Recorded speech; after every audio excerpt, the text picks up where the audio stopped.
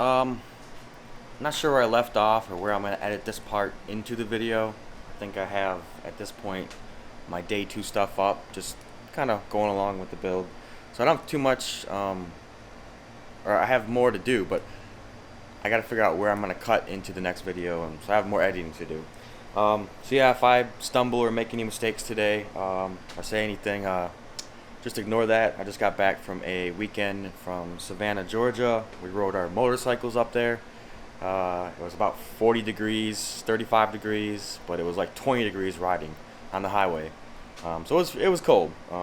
We had some fun up there, and I'm back, so I'm recovering from a fun weekend, if you call it that. So here is my process for installing the FP Turbo. In this case, this is not instructional, I'm just saying. There's a few guys out there that have shown how to do it, or at least their way of doing it. I'm going to show you kind of what I did and go from there. Because I finally got this thing in. It's ugly. It's not ideal, but I guess it'll work for now. So let me show you. Okay, so as you can see, installed for the most part. Most of it's now bolted down. Not necessarily torqued, but bolted down. And I kind of want to show you what I did. It's hard to kind of video it because it would just be a long video. Maybe I'm not doing that. You'll get the gist once I show you exactly what's going on here. So, as you can see, this used to be a circle, and now it's a giant oval. And this part right here is crushed, as you can see where the actual clip, or well, I can't think again.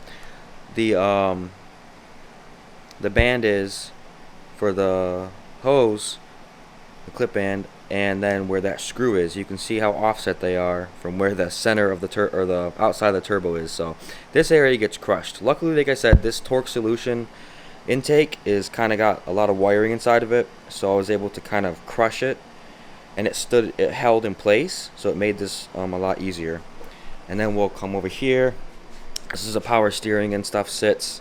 As you can see, going with that Chase Base aftermarket will make this part a lot easier. Even with that 2.5 inch, the power steering was all mangled up and stuff, so this will make this part a lot easier.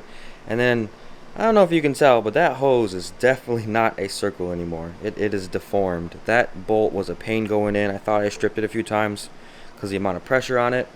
I did have to modify the Grim Speed gasket on this back bolt hole and this back bolt hole.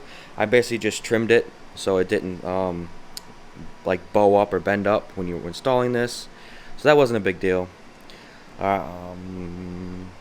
Yeah, and then the turbo never really sat flush until you bolted it down.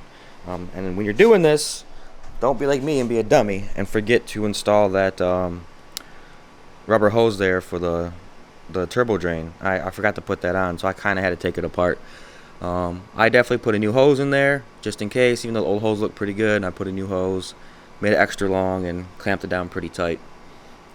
So let me show you exactly what we did, or what I did to get this installed. It's pretty simple.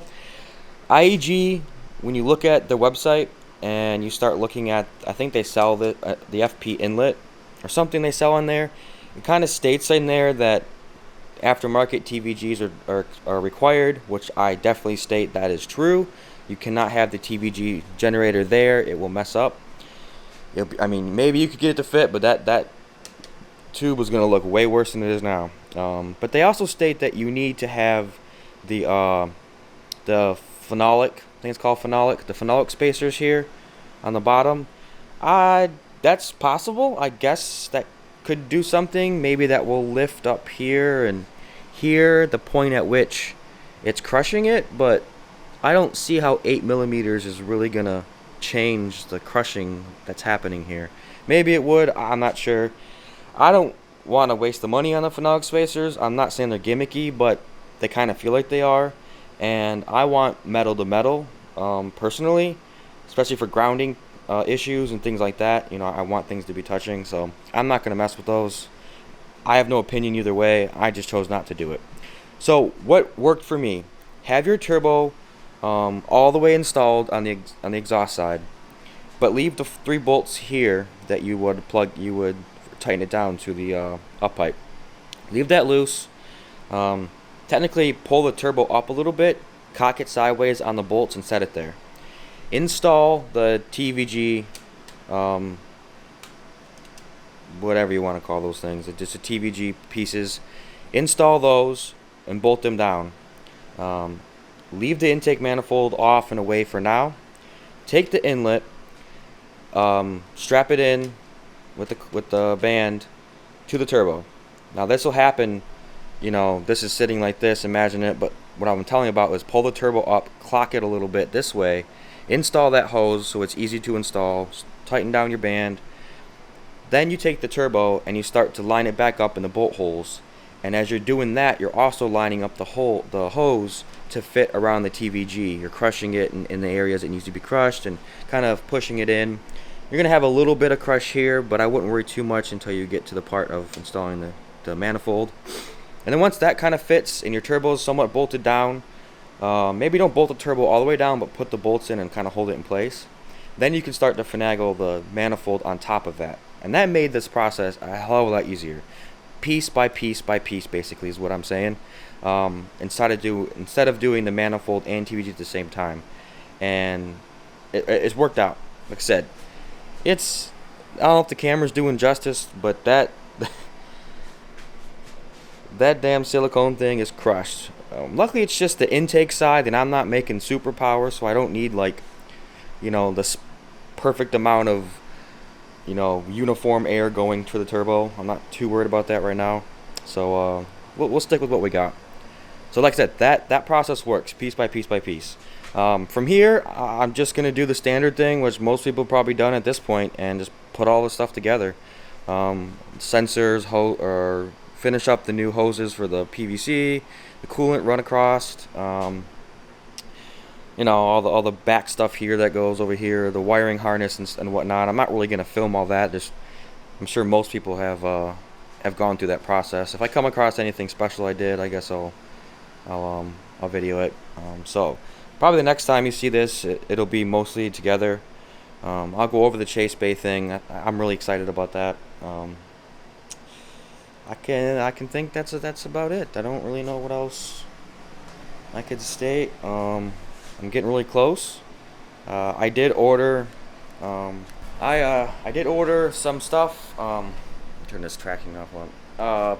For the car, I was gonna wait to order this because it would still be a little bit of time. I guess it didn't really matter when I ordered it, but I forgot to buy the gaskets for the manifold and the TVG. So I bought those Grimspeed gaskets. So along with that, the shipping was crazy. I couldn't find nobody selling it cheap, and I wasn't in a hurry, but I wanted to get it a little bit sooner. Even on eBay, I couldn't find it for free shipping, or Amazon. So I ordered it from Rally Sports, which is fine, and I ordered the 17 quarts of. Yeah, is it 17 quarts?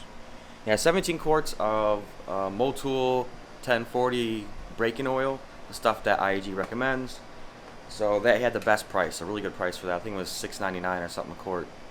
So I ordered 17 of those because you're gonna need 4, if I'm not mistaken, 4 different. Yeah, it's 4 different break-in oil changes. And then I ordered an extra quart to top off because of the oil pan and anything else that I needed to overfill a little bit, depending on the, you know, the 4 quarts rule of Subaru and stuff like that. So the 4 quarts oil thing. And then the coolant, of course, the super coolant. I ordered that. And then spark plugs. So again, I'm not gonna blame anybody for this. I'm gonna call Rally Sports and see what they say. But the box, they just threw these spark plugs in with all the oil containers and stuff and the oil quarts, which is fine, I guess. But they didn't really make sure these things didn't bounce around. So unfortunately, these spark plugs, 3 of them weren't even in their box anymore. So the boxes were crushed, the NGK boxes, and the these little things that kind of protect the threads, they were gone and off and stuff. And unfortunately, this one, which I doubt the camera's even going to show it, but it has 2 cracks in the ceramic here. So this is useless. I'm going to call them and see what they say. Maybe they'll ship me another one or another pack. Yeah, I'm not blaming them. They should have done a little bit better with the packaging. Maybe wrap those four in one thing of bubble wrap, or put them in an envelope or something instead of just throwing them in the box. Um, so I'll message them and see what they say and go from there. And then after that, I'm good to go. I'll do another final take before we put the motor in, and then we'll go through the install process there and get going. It's coming along pretty smooth, pretty easy.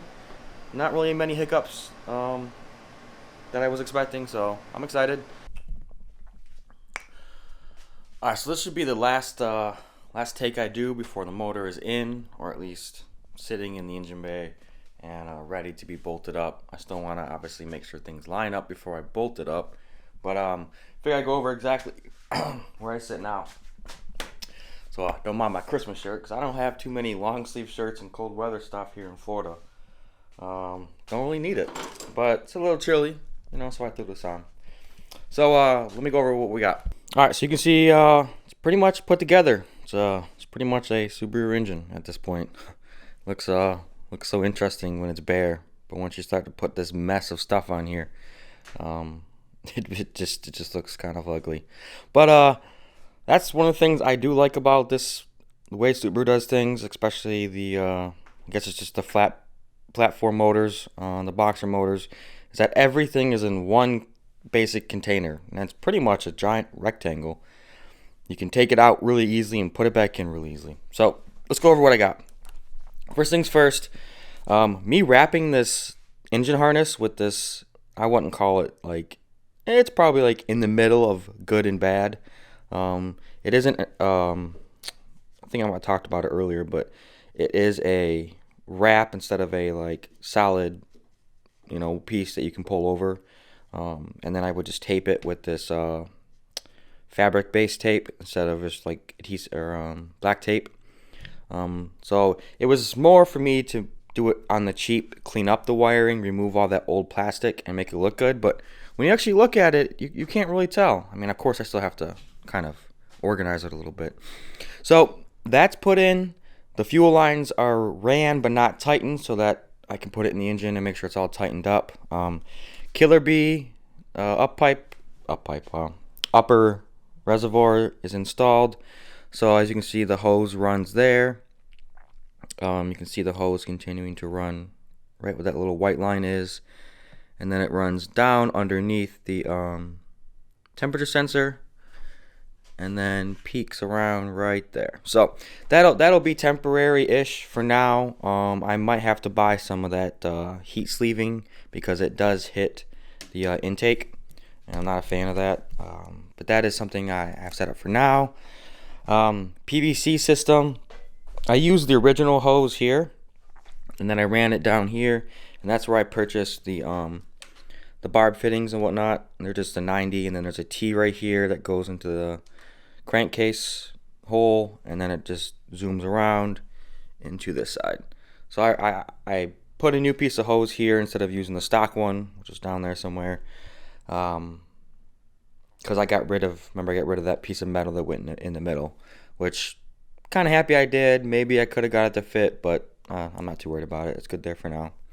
I did have to cut short the other part of the aero separator lines that you would get there.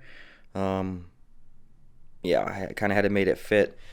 Down the road, I might do something different. For the oil drain line here, I see there's a company called 3MI, I think it's called. I believe it's 3MI. They made basically a Y tube that splits off there, and instead of running your aero separator to this guy, you run it to here, which is at a lower point of the oil return, with your AOS being in this area right here, right? You're running that line kind of just parallel to the ground, so it's not really draining properly. So this line that you kind of fit into here makes it so that it drains down. So that's something I might do in the future. I'll see if I can link it in the description for you guys for that. Yeah, and then fuel lines. So I still have my old school ghetto style fuel pressure regulator that I haven't really found a proper place to mount it, or built a bracket for it. So for now, I just took an old bracket and mounted it there, and we're gonna leave it. So that'll be good, and then of course everything else will fit in the engine bay for the flex fuel and all the rest of the stuff there. I gotta double check a few of these wires.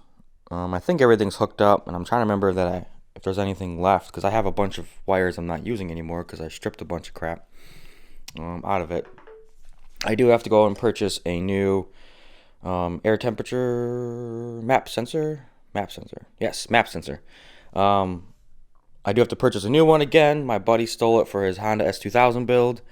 So that's something I have to do to get to with your fuel lines and with your fuel system and all that wonderfulness, is to keep the temperature down. And by running your engine in series, the fuel temperature will be lower. That's just a fact. So I kind of go by that guy, Get a Dom Tuning. He's got some pretty substantial science behind what he says, in that fact in regards. Plus, this is the way Subaru designed it. This is the way a lot of companies that have race engines still run their stuff. If someone switches to parallel, like a race team, there must be a specific reason they did that. But for efficiency, longevity, well, I can't say the word right. I think series is the best bet to go. So you want to go in the opposite firing of your engine. In this case, the engine fires 1, 3, 2, 4, if I'm not mistaken. So you want to run your fuel system backwards, going to the first thing firing. So 4, 2, 3, 1.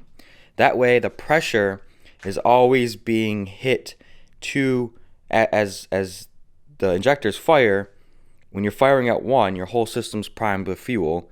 By the time you get to 2, you're still primed with fuel because you're going backwards to where the fuel pump's at, and so forth all the way back. Versus trying to go at it from the beginning where your pressure could be down as you fire. Not by much, but that's just what the science states. So, my opinion, run series, run opposite of the firing order, and you should be good. That's how I ran it before. Didn't have any issues. So yeah, pretty much it. I'm gonna clean up everything, make it look more pretty, zip tie everything down, figure out how I'm supposed to mount this wiring harness, bulk wiring harness, to this that red nipple you see right there. That's a mounting point that the stock used to have with that plastic tray or something. Get some of my vacuum lines run up a little bit, and then get the top mount intercooler bracket here so I can put the engine on the engine hoist, and we're gonna lower it in, and we're gonna start hooking things up. It's coming along. I'm excited. Oh, and the next thing that I do want to get, because I didn't pay attention to this, I didn't think about that, was to get the a fuel filter. So I've been running the stock fuel filter. I replaced the fuel filter, a bit ago when I did the I went from a AEM fuel filter to a Roger Clark Motorsports fuel filter. I put in that was a fuel pump. When I did that, I put a new filter in there, but I didn't really think about this until somebody kind of mentioned it, and they're like, "Hey, that stock fuel filter, it's not meant for E85." And I'm like, yeah, that's true. It's not meant for it. So I gotta switch that out. I gotta figure out an option for that. Of course, everybody's like radium's good stuff, which, I mean, not saying they're not, but I don't really know if I need to spend that kind of money for what I'm doing now, or I can just buy like a Aeromotive kit. But I actually want my fuel to be filtered properly. So I've gotten some suggestions to go with the Injector Dynamics 750, their fuel filter. It's a little pricey. I think it's $300 or $350 or $320 with the mounting hardware, but none of their accessories, which I don't think I'll need their accessories. It's like a fuel pressure bracket or a fuel temperature bracket. It adds a lot of money for that thing. But it uses a Bosch filter, which are pretty good. So I gotta decide on what to do with that before I actually get things going. I mean, for now, I'm just gonna run the car on pump gas during the break-in, so I'm not too worried about it right away. As long as that thing is held up, being out of the car and dry for over a year now, I hope it's okay. Um, and then I'll decide which fuel filter to get, and we'll talk about that one. So yep, for now we're gonna chill for a little bit, just do some cleanup on the wiring harness and whatnot, and some of the fuel lines, and then we'll pop the engine in. And once I get it set in, I'll pick back up and kind of go over some of the things I'm doing on the sides of the engine and how I'm routing my stuff and taking care of that. So this will be the end of this day 3 video, I guess we'll call it. I have to do some editing still, and we'll pick back up once I got more to show. Thanks.